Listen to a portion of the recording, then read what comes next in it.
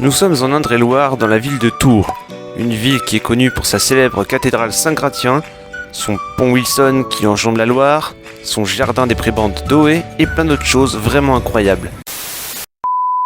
Et depuis août 2013, la ville a enfin eu son tramway, après 54 ans d'absence. En effet, de 1877 à 1949, Tours avait son tramway. Celui-ci était tracté par des chevaux jusqu'en 1898, puis il a ensuite été électrifié et étendu pour atteindre un réseau urbain de 20 km en 1900. Mais c'est à partir de 1916 que certains tronçons sont abandonnés puis fermés en 1932 dans la forte concurrence avec la voiture et les compagnies privées d'autobus.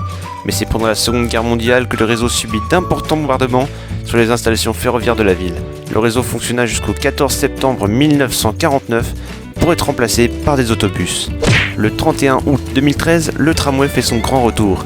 Il comporte aujourd'hui une ligne de tramway, 14,8 km de voies et 29 stations. Ce sont des rames Alstom TGA 402 qui en assurent le service. Alors est-ce que ce tramway mérite ma bénédiction? Ou est-ce qu'il sera chassé par l'homme masqué? Nous allons le savoir dans un instant.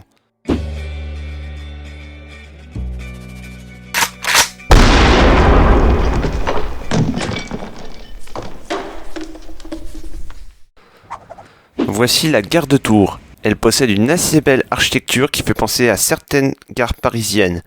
Elle est aussi belle à l'extérieur qu'à l'intérieur, mais le vrai atout de cette gare, c'est qu'elle possède une correspondance directe avec le tramway. En effet, la station est située juste à côté de la gare. Franchement, c'est bien pensé, non? Les aménagements des stations sont classiques. Il n'y a aucun design spécifique tape à l'œil. Les distributeurs, les écrans voyageurs, tout est fonctionnel. Et cerise sur le gâteau, la fréquence du tramway est régulière. Et si on allait jeter un coup d'œil aux rames du réseau, celles-ci sont plutôt belles d'ailleurs. La livrée des rames sont très sobres, principalement dans les couleurs foncées. On peut voir le gris et le noir qui sont bien présents, mais petite particularité, celle-ci possède des petites bandes blanches pour indiquer là où se trouvent les portes de la rame. C'est assez pratique. Et il y a même des LED sur chaque face du tram. Comme ça, la nuit, il est inratable. Bon, et maintenant montons à l'intérieur de la rame. Les valideurs, l'éclairage et les autres équipements sont tous fonctionnels. Les rames sont tous très bien entretenues. La propreté est impeccable ici. N'oublions pas les sièges qui sont tous très confortables. Ça fait plaisir de voir que les rames sont aussi bien entretenues. Et ici, l'abonnement 24 heures est valable jusqu'à la fin du service du lendemain. Et en plus de ça, les billets ne sont pas chers et réutilisables. Ça fait de sacrées économies, non? Le tramway de Tours possède 6,8 km de voies végétalisées. Et elles sont toutes très bien entretenues. Et puis il y a même des petites fleurs qui poussent juste à côté de la voie, donc ça vraiment c'est génial. Je ne peux que mettre à mon point pour ce beau geste. Puisque l'on parle de la voirie, en explorant le réseau, j'ai découvert un truc assez surprenant. Le tramway est alimenté en électricité par un troisième rail. Quoi?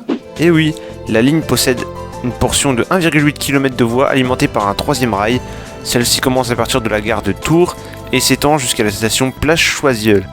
On peut d'ailleurs apercevoir le changement de mode dans ces deux stations. Personnellement, je trouve que c'est une idée géniale. Cela permet d'insérer facilement le tramway dans les rues étroites sans installer des lignes aériennes et cela permet de préserver le patrimoine historique du centre-ville. L'énergie est transmise que lors du passage de la rame. Le reste du temps, les piétons peuvent marcher tranquillement sur les pavés.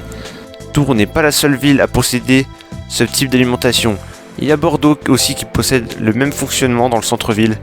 Ah là là, c'est si beau que je me sens comblé. Malheureusement, j'ai repéré un petit défaut. En effet, entre les stations Tranchées et Trois-Rivières, le tramway ne circule quasiment pas en site propre, mais partage sa voie avec la voiture. En conséquence, la vitesse chute de façon significative. Le tramway est strictement limité à 30 km/h, soit à la même vitesse que la voiture. Alors ça, c'est vraiment pas l'idéal, surtout aux heures de pointe quand ça bouchonne un peu là. Juste à côté de la station Tranchée, on peut voir que le tram passe au milieu des colonnes rouges et vertes de Daniel Buren. Le design est simple, épuré, mais ça permet au tramway d'être repéré de loin. Le tracé de la ligne est globalement agréable, mais la partie la plus spectaculaire est le passage sur le gigantesque pont Wilson qui enjambe la Loire. On peut voir une très belle vue sur ce fleuve et sur les magnifiques îles. Mais avant d'y arriver, il faudra traverser le magnifique centre-ville de Tours. Le tramway traverse en ligne droite pour rejoindre le pont Wilson et filer jusqu'au nord de la ville. Ah, c'est si beau tout ça.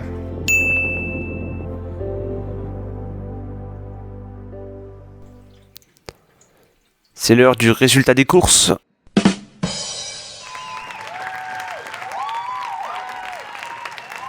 Et oui, je n'ai pratiquement pas trouvé de défaut dans ce réseau. Cela prouve qu'il est efficace et est une réussite pour la ville. Et dans quelques années, le tramway aura gagné une voire 2 lignes supplémentaires. La première, la ligne B, devrait être mise en service au mieux en 2028, avec un démarrage des travaux en 2025.